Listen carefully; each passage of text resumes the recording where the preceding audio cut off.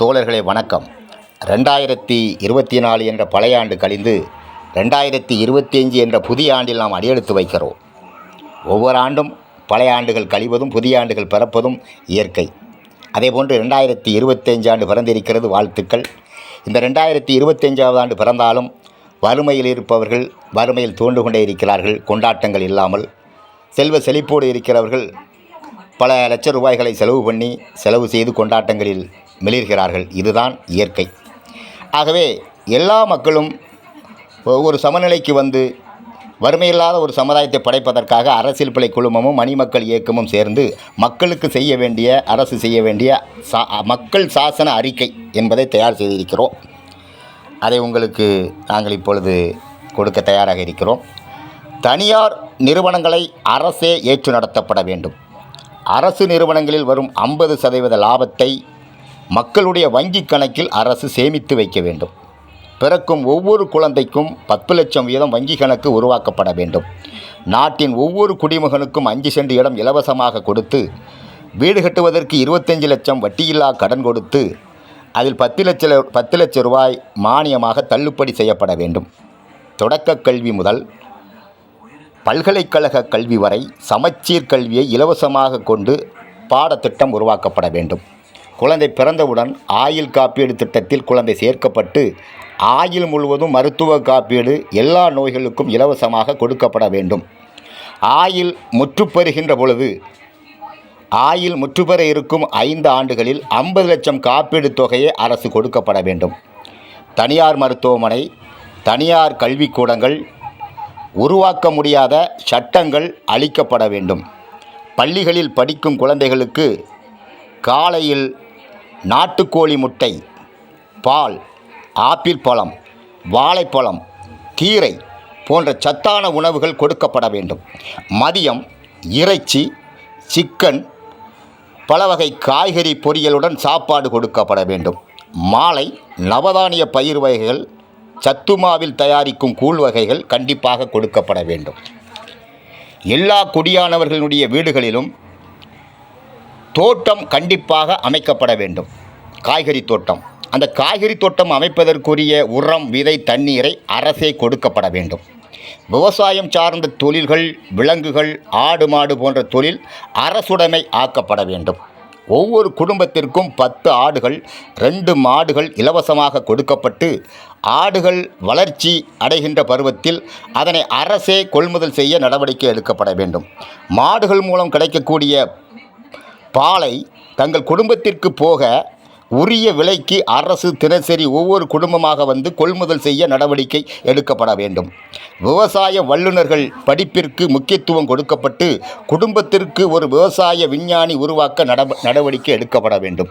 குடிக்கும் நீரை விற்பது கொலை குற்றமாகும். வீட்டுக்கு வீடு சுத்திகரிக்கப்பட்ட தூய நீர் வழங்கப்பட வேண்டும். கனிம வளங்களை பாதுகாக்கப்பட்ட ஒரு வளமாக கருதி கனிம வள கொள்ளையை போர்க்கால அடிப்படையில் தடுக்கப்பட்டு கனிம வளங்களை சுரண்டுபவர்கள் தூக்கு தண்டனைக்கு உடனடியாக ஆட்படுத்தப்பட வேண்டும்.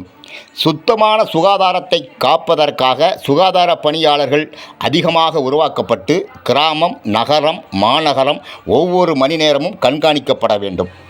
மதுபற்ற போதையற்ற நாடாக உருவாக்கப்பட உடனடி நடவடிக்கை, போர்க்கால நடவடிக்கை உருவாக்கப்பட வேண்டும். உலக அரங்கில் நம் தாய்நாடு எல்லா துறைகளிலும் முதன்மை பெற நடவடிக்கை எடுக்கப்பட வேண்டும்.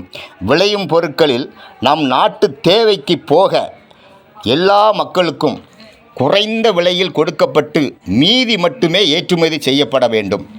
விலைவாசி உயர்வு இல்லாத நாடாக நம் நாட்டை உருவாக்க போர்க்கால நடவடிக்கை எடுக்கப்பட வேண்டும்.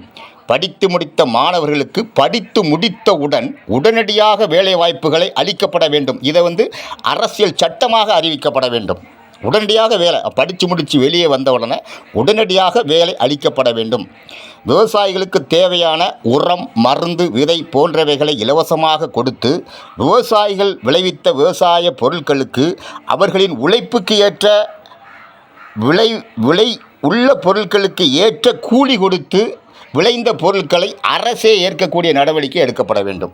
பதுக்கல், திருடல், லஞ்சம், ஊழல் செய்தல் போன்ற குற்றங்களை செய்யும் அதிகாரிகள் உடனடியாக டிஸ்மிஸ் செய்யப்பட்டு அவர்களுக்கு இந்திய பிரஜையின் பயன்பாட்டை அடைய முடியாத மஞ்சள் அட்டை கொடுக்கப்பட்டு இது மக்களுக்கும் பொருந்தும்படி அமைய வேண்டும்.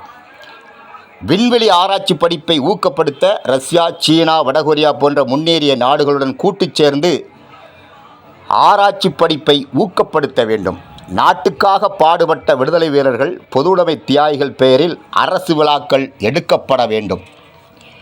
மீன் வளத்தை பாதுகாக்க கடலில் ரசாயன கழிவு செய்யும் தொழிற்சாலைகளை உடனடியாக மூடப்பட வேண்டும்.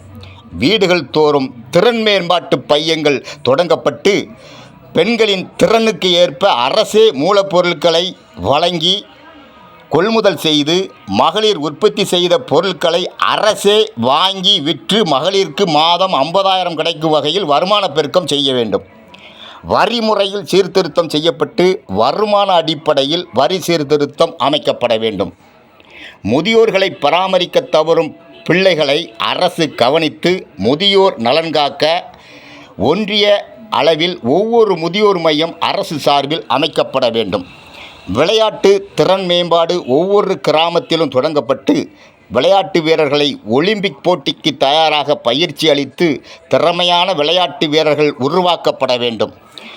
கல்வி, மருத்துவம், விவசாயம், காவல் போன்ற துறைகள் அரசினுடைய முக்கிய கண்காணிப்பில் 24 மணி நேரமும் இருக்க வேண்டும் என்ற ஒரு சட்ட முன்வடிவை அமைக்க வேண்டும். இதுபோன்ற முடிவுகளை கொண்டு வந்தாலே 2025 எல்லோருக்குமான ஒரு ஆண்டாக அமையும் ஐயா. மக்கள் வளமான வாழ்வை அமைத்து கொள்வார்கள். 25 தான் நாம் வானவேடிக்கைகளை போட்டு கொண்டாடுகிறோம்.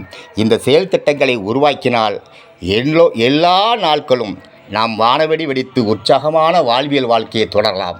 அனைவருக்கும் இனிய புத்தாண்டு வாழ்த்துக்கள். 2025 சிறக்க வாழ்த்துக்கள். அரசியல் படை குழுமத்தின் சார்பாகவும் மணிமக்கள் இயக்கத்தின் சார்பாகவும் நெஞ்சார்ந்த வாழ்த்துக்களை தெரிவித்துக் கொள்கிறோம். நன்றி.